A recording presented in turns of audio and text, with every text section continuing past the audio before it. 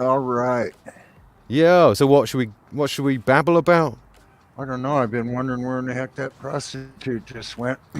Oh, Maybe that. she'll get spat out by one of the cars very Yeah, shortly. that car will drop her off again, huh? Yeah, it will. She'll suddenly magically appear. So, what do you think of the format? Then it's very experimental, but I think it's. I personally think it's a success. It's very interesting. I love it. Oh, there she is, Papa, putting a little I have dance just for never you. seen anybody doing that out on the street. I must be hanging out in the wrong neighborhoods. Yeah, well, apparently it does happen. I don't know because I'm an English gentleman, but I did have to use special effects to put her into the shot. I'll tell you that much. Oh, okay. That's good then. Yeah, it's all green screen and a bit of playing It's, around. it's hilarious. You are hilarious. You're right about that English humor. Yeah, right. Well, like I said, my dad was a funny man, and I love the creative spirit, and yeah, I do love something about the British personality. But hey, I'm an American file, really. This is why it's so fitting that I'm best friends with a bunch of Yankees. You know. It's amazing. This internet, we get to Well, talk to each other real bad, but we also get to talk to each other real good all over the world. I mean, you'd appreciate it even more so. But the difference between the '90s, because I grew up in the sort of '80s and '90s, it's still stark to my generation. The difference, I'm still part of the generation that had to plan the day before if you're going to meet someone. But I mean, how much more stark might it be to someone such as yourself? Yeah, the way the world's changing. Yeah, yeah. We dreamed of the day when we would ever be able to talk to anybody on a screen. Well, we did. Yeah. Yeah, that's right. But yeah, I don't know. I just grew up out here, and I'm in Northeast Oregon. Okay. That is the shit middle of nowhere. Well, that's the best place to be, isn't it, in the States, really? Well, I've traveled all around. I mean, once you grow up here and you go to the city, there's like wires everywhere and noise and traffic everywhere, and you're crammed in the middle of a giant crowd of people, Hmm. and you can feel it. You can feel the stress.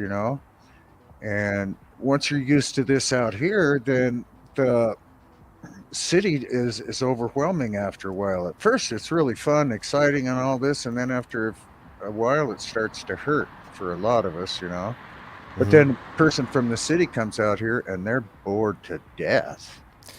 Well, I mean, do you hunt yourself? And Michael's a hunter. So Oh I yeah, to be good man. So that sort of lifestyle, that for me is the American dream, essentially living off the land. right. That's why I've stayed clear the heck out here. Yeah. Yeah, I grew up out here. Grew up, on a farm, a ranch, whatever, Hmm. both, and in the middle of a cow pasture Nice. with a fence around us. And then when I got old enough, I started working the cows and working the farm, and so I would spend a lot of my summer riding a horse up around there, looking to see if the cows are all right. I'd get to do that on the weekends, and then buck hay bales all day in the weekend. And Well, brother, that's a dream. I mean, what do you think? Have you ever caught? We're talking a bit about shelf-stable foods. Obviously, there's a chance that there might be an economic crisis over the horizon. What are your thoughts? I mean, how well prepped are you? And have you got any general advice for people that aren't aware of how to be sort of self-sustaining? What they might need to sort of start to think about for the coming world, because it all looks a bit messy, doesn't it? yes, yes, I think the protein will disappear in a big hurry. I think the animals will die real fast. There's too many of us, and we'll eat them too quick. Totally agree. Well, look. I see a meat crisis, an animal crisis. I see some sort of, there'll be some sort of claim that a virus has jumped over into the animal species. It'll be like BSE all over again, but on a mass scale. They do want to. I don't know if you're familiar with this. They do want to. Bill Gates wants to roll out, grown meats and things like that, sustainable meats as they call them. You know, so they are Yeah, trying to rein in people's ability to live freely off the land. It's really quite Orwellian, or It is quite nightmarish what we seem to be, I what the know. I'm elites have planned for seeing us. that. Yeah, it Yeah, is. Yeah, I right. read that clear back in like 1966 or something like that. Somewhere in the late 60s, Mhm. 1984, and we were joking about it back then, but my gosh, we blew right past it. And now you hear the government talking that stuff. Right. It's ridiculous. But you know, the one thing that might save us, if Mhm. you learn what the edible roots are. Ah, there's some good advice I've never heard Yeah. before. That's awesome. You know, hey, good shout. Well, I mean, over here, I don't know. Well, go on. What advice do you have someone? What, go on, carry on. Tell us. If you got cattails over there, Cattails, I've even looked into that before. Yes, cattails, that's right. We have dandelion, which wouldn't sustain you, but yeah. yeah, it won't Good. sustain you. It's No, too yeah. makes you pee too much. Oh, really? There you go. What's that called? Where it drains the water out of you? Oh, oh God. Yeah, what is Yeah, that the called? word went by. Diuretic? Diuretic. Yeah, yeah, diuretic. Yeah. That's right. So dandelion is scary that way. Mhm. Uh, uh, What? uh, Gosh, all I know is what we got over here. Well, We have. well, for me, if you can get access to fish, I've stocked up myself on a shit ton of rice, brother. We've been doing a little series, shelf stable foods, on the AM show on Wagons channel. Are you yourself prepared? Do you feel ready? Oh yeah, Good yeah. enough. Except for I'm too old to really leave, so I'll just have to stay here and take it in the bud, I guess. But That's right. Yeah. Well, they will be going after city folk. They will be doing it, but not first. You know, you won't be feeling the brunt of the primary wave of madness and insanity. I don't think, but you know. right, right. Only the tough guys will make it here, and they'll get us. Well. You got that, but I mean, they're likely to be interested more in defence than anything else, and be able to sustain themselves. So I think by the time the first wave passes, it's the government you want to be worried about, brother, isn't it? As it's written in the Constitution. It is the government to worry about. The rest, the people. I mean, when we thought we were gonna have some trouble around here, it was like everybody is. How can I help you? What can I do for you? You guys okay? I think that's how it'll be around here. Yes, it will be like the sort of more homestead rural communities that got each other's backs. Absolutely, yeah. Yeah, but Yeah.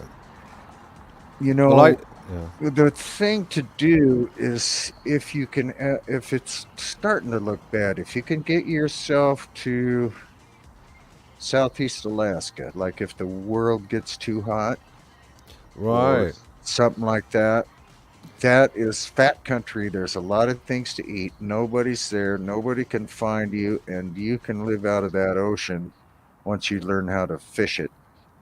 Well, that is novel advice. There you go. I wonder how the different climates will be affected in different parts of the world if that's the way it's going to go. I know China apparently launched an artificial sun. I don't know what they're up to with that. Apparently, Bill Gates had plans to block out the sun the summer of 2020, along with British physicists. That is not tinfoil hat stuff. That's real. So there might be something. Elon Musk obviously put up his Starlink array. Allegedly 5G. I don't believe it. I wonder what the elites are planning on that I don't front. know. Yeah. They should just stay on Pervy Island and enjoy themselves. I don't know.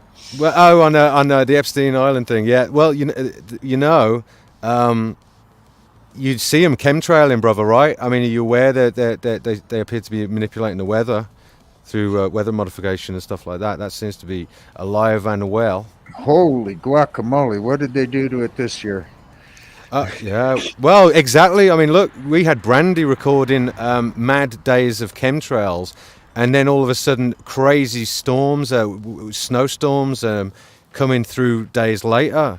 You know, Yep, a forecast of flat, calm, and sunny and nice, and then yeah. boom, one whole week of blizzard. Yeah, exactly the same. Well, listen, Papa, you've got 20 seconds left. Anything you want to say to the chat? It's been a pleasure to talk to you, and come back on the show again for sure. And thank you for the coffee, brother.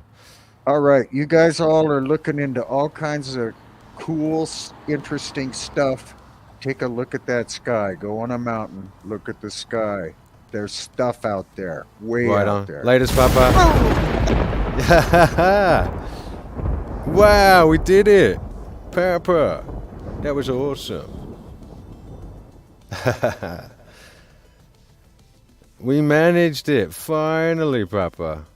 That worked out. That was fun.